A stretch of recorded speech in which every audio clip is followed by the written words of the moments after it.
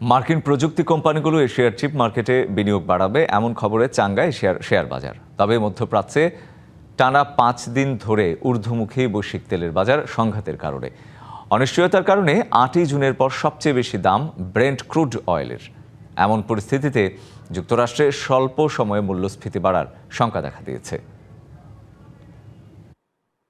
বার্তা সংস্থা রয়টার্সের প্রতিবেদনে বলা হয়েছে, বিশ্ববাজারে টানা 5 দিন ধরে বেড়েছে অপরিশোধিত জ্বালানি তেলের দাম। মূলত সরবরাহ ব্যবস্থায় অনিশ্চয়তা ও নতুন করে লোহিত সাগরে হুথি বিদ্রোহীদের হামলা ও হরমুজ প্রণালীর নিয়ন্ত্রণ ঘিরে নতুন করে উত্তেজনার কারণে এই সংকট।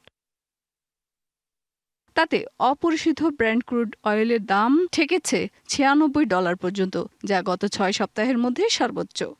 বাংলা কিউআর যেখানে নগদ পেমেন্ট সেখানে।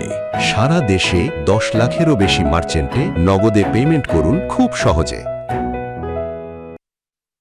তবে চাঙ্গা এশিয়ার শেয়ার বাজারগুলো মূলত মার্কিন টেক কোম্পানিগুলো এশিয়ার চিপ মার্কেটে বিনিয়োগের পরিকল্পনা করছে এমন খবরের প্রভাব পড়েছে শেয়ারের দরে।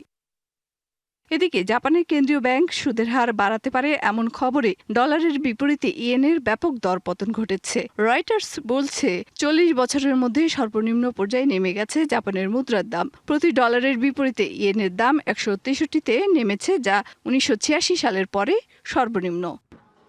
মেহের মনি, ডিবিসি নিউজ, ঢাকা।